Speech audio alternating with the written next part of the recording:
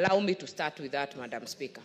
And I want to laud the President because he pronounced himself clearly, even his meeting with women leaders, Madam Speaker, and committing even resources to fight this menace, Madam Speaker.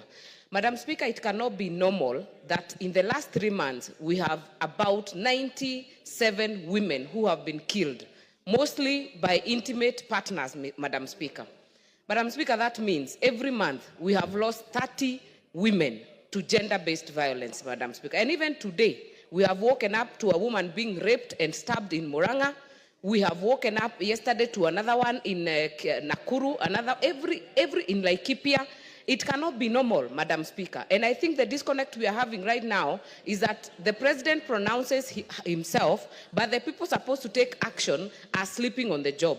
Madam Speaker, we have not had a statement from the Interior Ministry, even today, condemning these incidences, Madam Speaker. Madam Speaker, last year, a girl in my constituency, Jasmine Joki, from Kasambara village in Barok, was raped and killed brutally. A 12-year-old was raped and killed in broad daylight, Madam Speaker, as she left school. Madam Speaker, that was September 12, 2023. Suspects were arrested, DNA was harvested. It took 6 months to actually hear of that DNA again. Why? It was taken to Kisumu because we don't have any testing center in Nakuru. We don't have a testing center in Eldoret. We don't have testing centers in so many of these counties, Madam Speaker. And Madam Speaker, the Ministry of Interior will boast and say, we have spent billions in buying equipment to modernize our fighting equipment, Madam Speaker.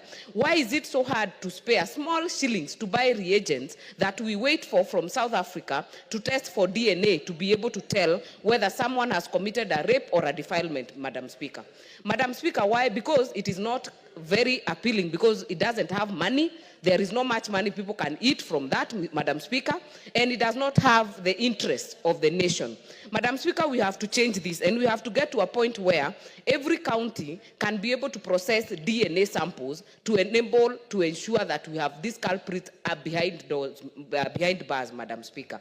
Madam Speaker, that case really pained me, because when you get a culprit who gets arrested, then tomorrow they are out on bail of 200, of 50,000, of 100,000, they go back to the families and taunt them.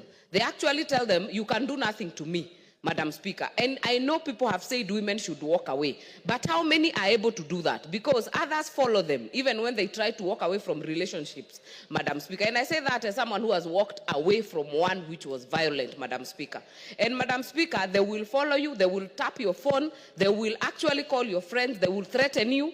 And if you don't have the financial independence, you are not able to walk away. So I would actually say that we are not doing well. We must loop in the judiciary. This issue of just giving them bail and they walk is another problem, Madam Speaker. You go to the police, gender desk are mere desks. Actually, I think they even moved the desks from the police, Madam Speaker, because the idea was to give women a safe place to actually report these issues when they happen. And it is not happening. The judiciary must have a fast lane to actually be able to curb the issue of gender-based violence. That also applies to boys and men, Madam Speaker, that we also have safe spaces where they can report and talk about it, because the stigma is quite huge and it is associated by reporting any abuse meted on men or boys. Madam Speaker, that for me stood out. The other issue, Madam Speaker, is of course the economic growth. I hope that we can be able to translate these to the pockets of Kenyans so that they can feel what the President is talking about and not just percentages. That way we'll be able to feel, and we'll not need to say, even on the newspapers, we'll be able to feel and see members doing